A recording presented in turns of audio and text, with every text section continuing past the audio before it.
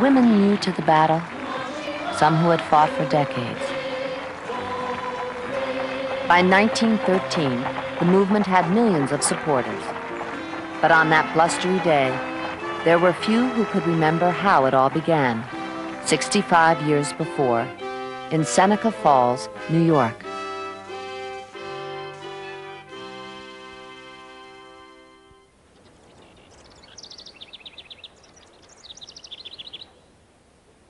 In 1848, this was a progressive town, in the heart of the anti-slavery movement.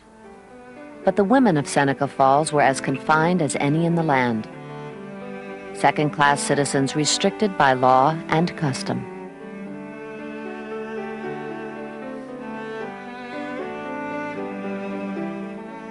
Once a woman married, everything that she owned became her husband's. They ceased to exist legally. Women had no rights to their own property. They had no rights to their children. They had no rights to the safety of their own bodies.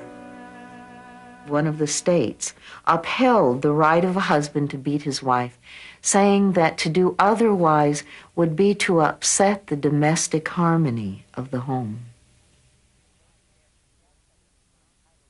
Those who dared suggest that women were entitled to equal rights were accused of blasphemy. It was in this climate that the first women's rights meeting was called, at a modest chapel in Seneca Falls. The leader, 32-year-old Elizabeth Cady Stanton, did not look like a revolutionary, but Stanton had been a rebel since childhood.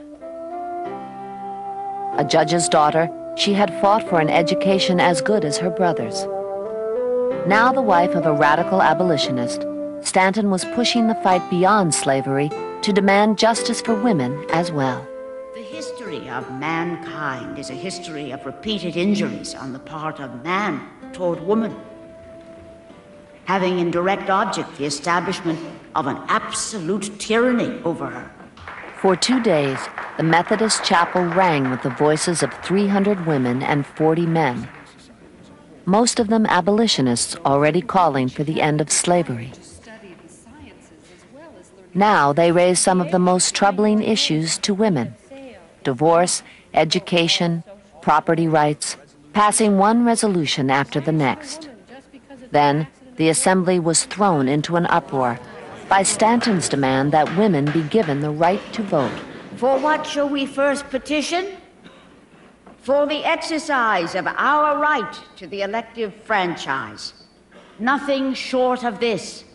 The grant of this right will secure all the others. That was the only thing that was controversial among them. It was so radical.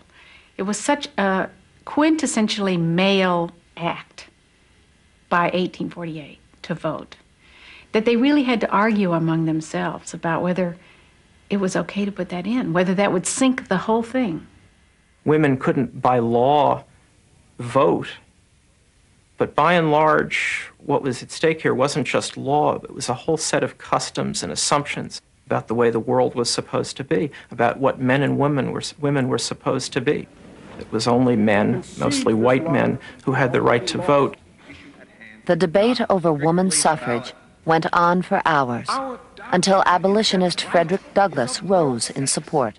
This cause is not exclusively woman's cause. It is the cause of human brotherhood, as well as human sisterhood. The Seneca Falls Declaration called for the vote in a true democracy where male and female, black and white, would stand together on equal ground. Reaction to the convention was swift. One paper called it an insurrection, another, a congregation of Amazons bolting with a vengeance. Elizabeth Cady Stanton was delighted. My dear friends, I see that all the journals from Maine to Texas strive with each other to see which can make our movement seem more ridiculous. Imagine all the publicity given to our ideas. It will start women thinking, and men too. And when men and women think, The first step in progress is taken. Good night, Elizabeth Cady Stanton.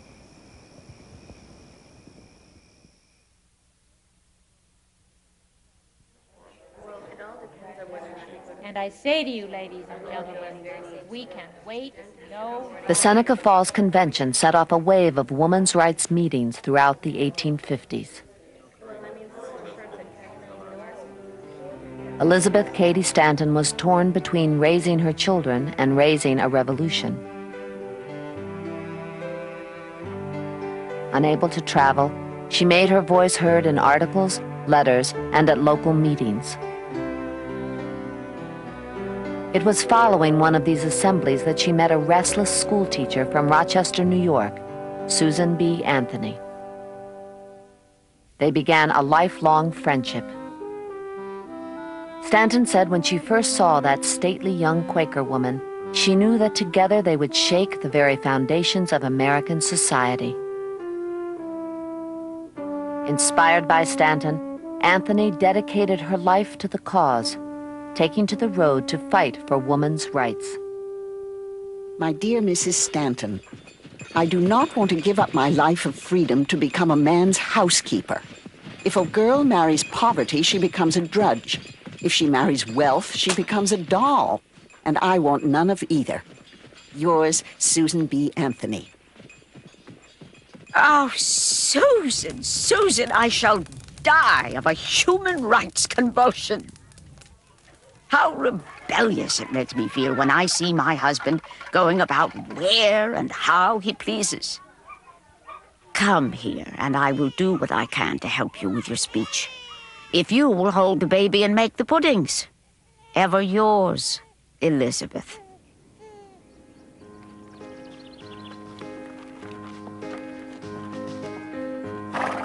For years, Anthony trekked from town to town to deliver her message. She never knew if people would listen politely or pelt her with rotten tomatoes. Quietly, firmly, she called for equality for all people. There is no true freedom for woman without possession of all her rights. Whether black, white, male or female, even the smallest human right denied is large. Anthony always carried a tremendous sense of personal dignity with her, because she always had a sense of having the rights that she actually did not have. Her message was not complicated, and that is that women must have full rights of citizenship and full equality, most basically be fully treated as human beings. The suffrage movement would be a magnet for a handful of extraordinarily independent women.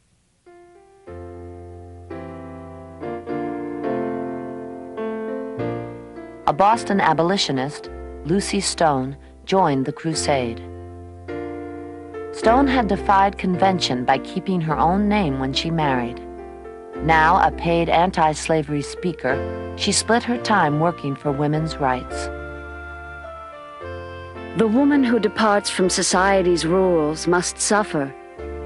But I shall brave ridicule and persecution for the sake of the good that will result.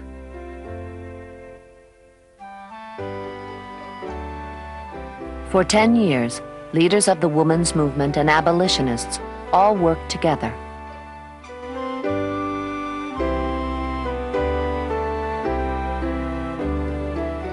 In 1861, when the issue of slavery erupted into civil war, these reformers saw the promise of independence, not only for Black Americans, but for American women as well.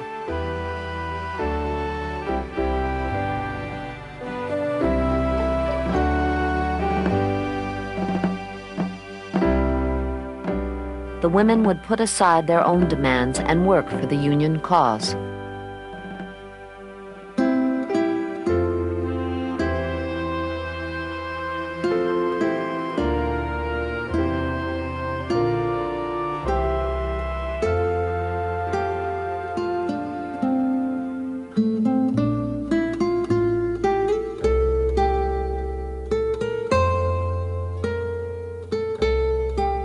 With the war behind them, Elizabeth Cady Stanton would raise the issue of the vote once again.